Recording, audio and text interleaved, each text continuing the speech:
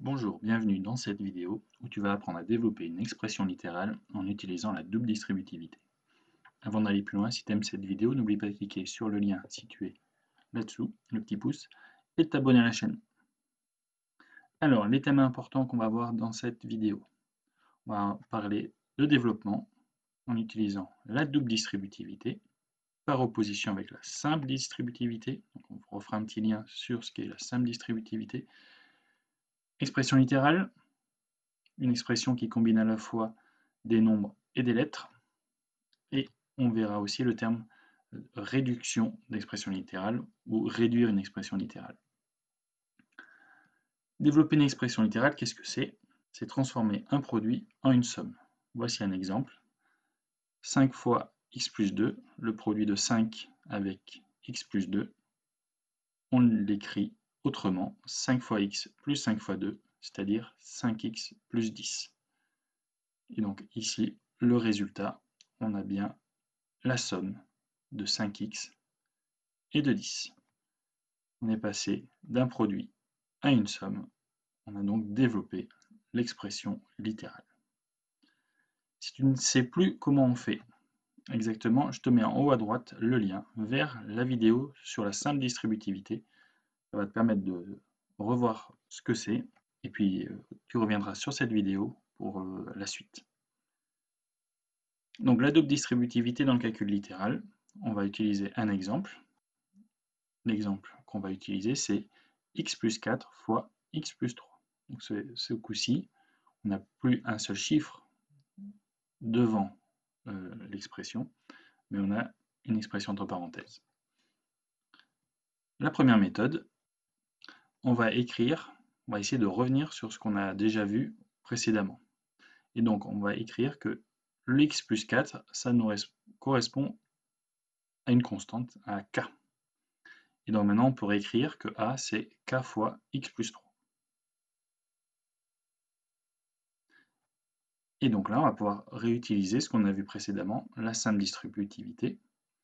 K va multiplier le x, et ensuite k va multiplier le 3. C'est-à-dire qu'on va obtenir kx plus 3k.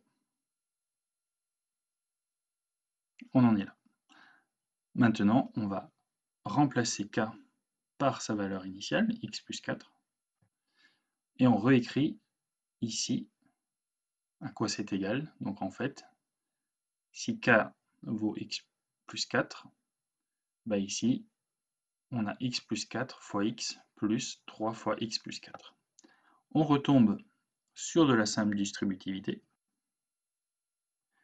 Et donc on refait pareil. Donc ici on n'a pas mis les petites flèches, mais le x va multiplier l'autre x, et le 4 va multiplier le x.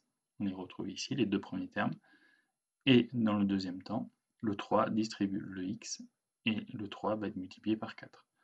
3 fois x plus 3 fois 4.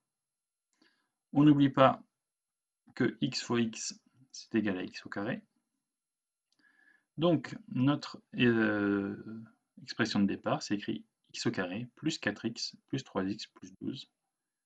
Et maintenant, on va réduire notre expression finale, puisque 4x plus 3x, on peut l'écrire 7x.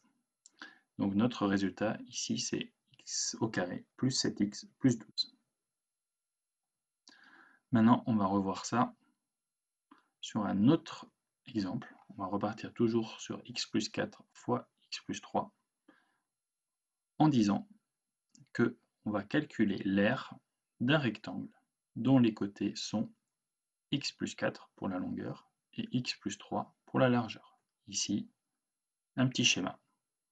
Et ce qu'on va faire, c'est qu'on va découper ici chacun le rectangle. On découpe le rectangle et on va calculer les aires de chacune des parties. Donc, dans ce tableau, le premier ici carré a pour côté x et x, donc x fois x, et ici 3 fois x pour le rectangle ici en haut à droite, en bas à gauche 4 fois x, et puis ici à la fin, en bas à droite, 4 fois 3. Et en fait, on va retomber sur ce qu'on a eu précédemment. X fois x plus 4 fois x plus 3 fois x plus 3 fois 4. C'est-à-dire x au carré plus 4x plus 3x plus 12. Donc on réduit et on trouve x au carré plus 7x plus 12. On retombe bien sur le même résultat, mais là on a une approche un peu plus géométrique. Donc le bilan de cet exemple. Ce qu'on a fait, c'est qu'on est venu donc distribuer, multiplier ici chacun des termes de la première parenthèse par les termes de la deuxième parenthèse. Donc x fois x plus x fois 3, et après on fait un deuxième temps, on fait 4 fois x plus 4 fois 3. Si on généralise ça en mettant des lettres partout, 1 plus b fois c plus d, c'est donc égal au produit de a fois c plus le produit de a et de d plus le produit de b et de c plus le produit de b et de d. Et ce qu'il faut faire attention, c'est que tous ces nombres peuvent être des relatifs. C'est-à-dire que il faudra ensuite faire bien attention à appliquer les règles de multiplication et de savoir déterminer les signes quand on multiplie un nombre négatif par un nombre positif, quel est le signe, ainsi de suite. Voilà, on va arrêter ici pour le moment. Je vais te mettre un lien pour avoir des exemples qui sont commentés. Et donc je te dis à bientôt.